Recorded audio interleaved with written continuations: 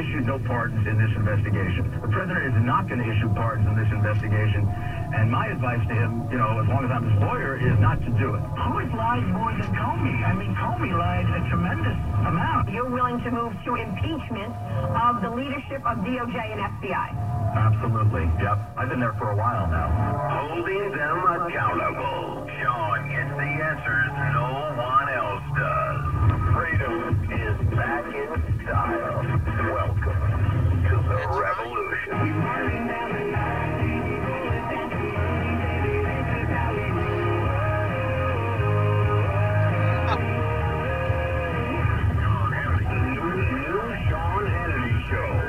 Behind-the-scenes information on breaking news and more bold, inspired solutions for America.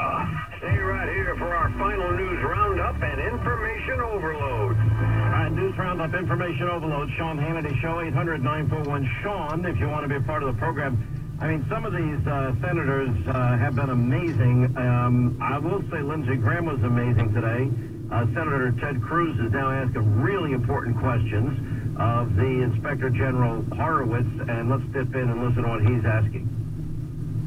That this is under the scope of the special counsel. This has nothing to do with Russia collusion or anything else. This is a question of did the director of the FBI perjure himself to this committee? That's not within Special Counsel Mueller's jurisdiction, is it? Whether the director of the FBI, I don't know what's fully within the scope of special counsel. Well, you're declining to answer a question because right. You say there's an ongoing, and I'm trying to understand what investigation arguably covers the email demonstrating whether or not the director of the FBI committed perjury. And I can't answer that question without describing an ongoing investigation. So it's your position you're not going to describe any investigation, but you'll decline to answer any questions because there might be some investigation that might implicate it? No, what I'm testifying to is that the questions you're asking, I know for a fact, implicate matters that I can't describe without implicating an ongoing investigation. All right, let's shift to Mr. Horowitz. Let's go a little bit deeper into the issue you brought up with Senator Coons about the potential bias in the investigation. Your conclusion was that the agents involved in the conduct, quote, brought discredit to themselves, sowed doubt about the FBI's handling of the investigation, and impacted the reputation of the FBI. There were approximately 15 full-time agents and analysts staffed on this investigation. Is that correct? I don't, as I say here, I'm not sure the exact number. It could well have been that number. It was a lot and probably around that number. And Deputy Assistant Director Peter Strzok was assigned to the investigation in August of 2015 and was placed in charge of supervising the day-to-day operations. My understanding is he was, in essence, leading the investigation. So the agent leading the investigation, is it true that during the period of the investigation in late 2015 and in 2016, when Mr. Strzok was in charge, he used an FBI device to call President Trump a, quote, effing idiot, although I don't believe he abbreviated it, a loathsome human, and a disaster? Correct. Did he also say multiple times that Donald Trump, quote, cannot be president? Correct. And on August 6, 2016, when FBI counsel Lisa Page said to Strzok that, quote, maybe you're meant to stay where you are because you're meant to protect the country from that menace, meaning President Trump, did Mr. Strzok reply that I can protect our country at many levels? He did. And 2 days later, when counsel Lisa Page asked Mr. Strzok whether Donald Trump would ever become president, did Strzok reply, quote, no, he's not, we'll stop it? Correct. And is it true that there are many similar statements by Mr. Strzok in the report? That's correct. And indeed, you could go on to August 15, 7 days later, which was of concern to us as well, referencing an insurance policy. Now, according to the report, beyond Mr. Strzok and Lisa Page, there were at least 3 other FBI employees involved in the Hillary Clinton email investigation that showed animus. For example, they called President Trump an effing idiot again, and they called his supporters a slur for the intellectually disabled that I won't repeat in this committee. Is that correct? That's correct.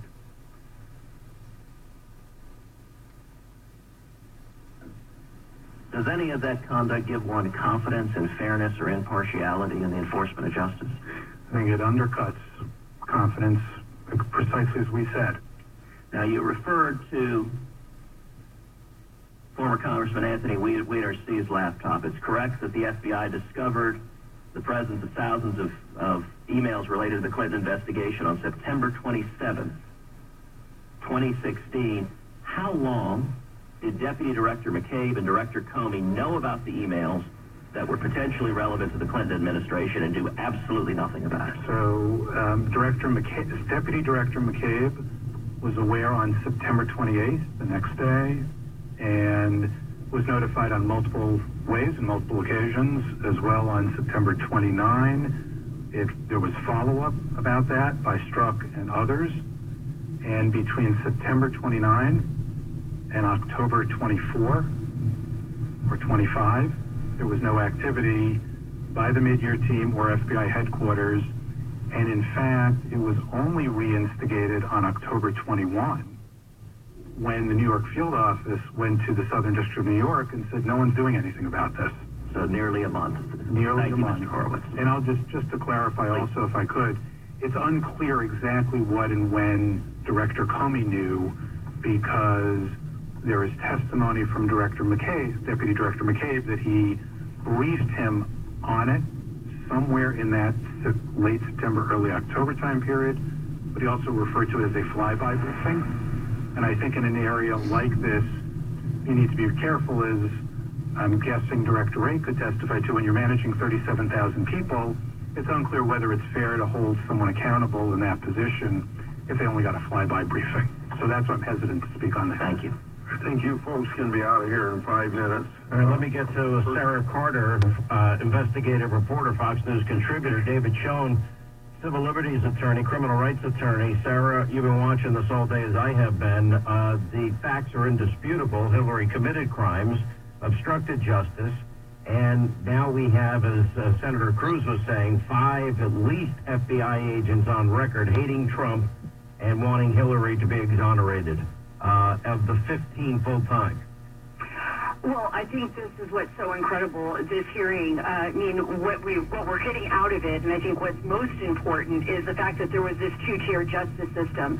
And it's so stark. And I think Senator Grassley, his opening statement and questions throughout, and I also agree with you, Sean, on the fact that Senator Graham also made such an important statement, in this hearing. And now we're hearing more right now from Senator Cruz.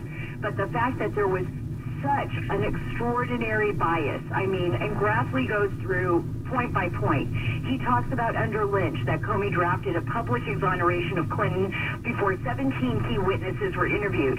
Under Rosenstein, no one seriously thinks Robert Mueller would plan a press conference to exonerate Trump before his investigators' work is done. Then he talks about under Lynch, a low-level IT worker lied to the FBI twice about destroying records under subpoena and then got immunity.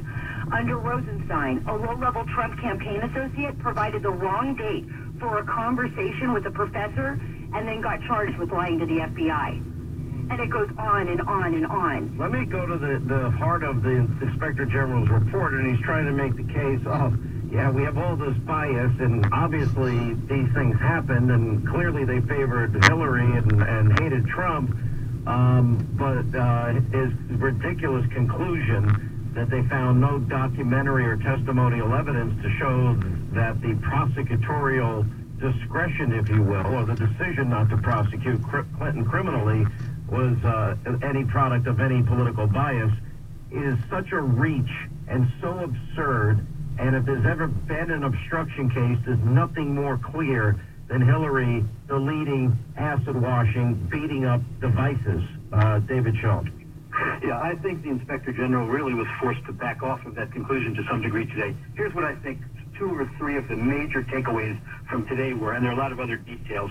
First, the Inspector General acknowledged that the conduct here publicly sows doubt on the FBI, a complete cloud over the integrity of the Clinton email